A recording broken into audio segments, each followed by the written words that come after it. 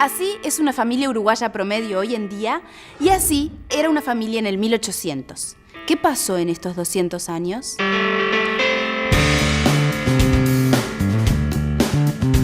A principios del siglo XIX, las familias tenían muchos hijos. Los pobres nacían con un pan abajo del brazo y los ricos nacían con una profesión. Vos vas a ser abogado, vos vas a heredar el negocio de papá, vos vas a ser médico. Precisamos un militar, un cura, las hermanas monjas, las que se van a casar y la que no, porque se va a quedar en casa cuidando de mamá, de papá, los hermanos, los sobrinos. Es la tía solterona. Y es que además vivían todos en la misma casa. Claro, así no había presupuesto que aguantara. En los sectores populares también eran muchos, pero no podían mantenerse juntos por la falta de dinero.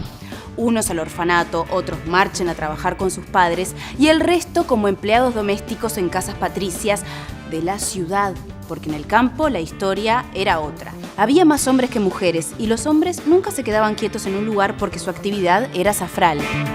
Lo habitual era la unión libre. Las mujeres permanecían en casa cuidando del rancho y de los angelitos, mientras ellos recorrían la campaña en busca de algún trabajo o peleando en alguna guerra civil. Amancebados, según los cronistas españoles, gente sin rubor y sin anhelo por el matrimonio. Este tipo de situaciones debe haber preocupado a más de uno, por eso en 1868 nuestro primer Código Civil estableció el carácter sacramental del matrimonio, o sea, indisoluble, literalmente, hasta que la muerte los separe. Pero eso cambió. 16 años después, el Estado reconoció solamente el matrimonio civil y este perdió su carácter exclusivamente religioso. Adiós, sacramento.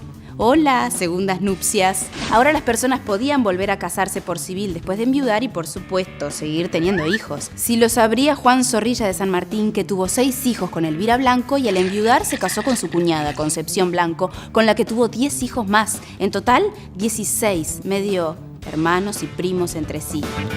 ¿Complicado? Para la época no.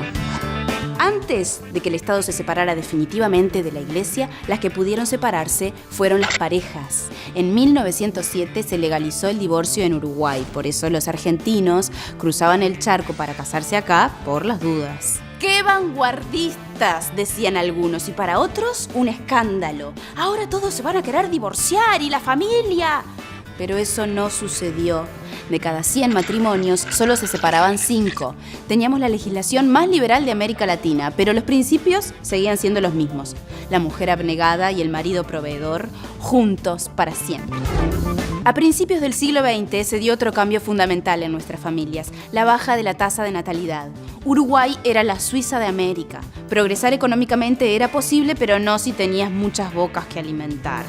Por eso el promedio de hijos por familia se redujo de 6 a 3 en solo 50 años. Menos hijos y dispersos por el mundo, porque a principios de la década del 60 los uruguayos comenzamos a emigrar por motivos económicos y políticos. Y si a esto le sumamos la revolución de los anticonceptivos, cada vez éramos menos. Menos nacimientos, pero mayor expectativa de vida.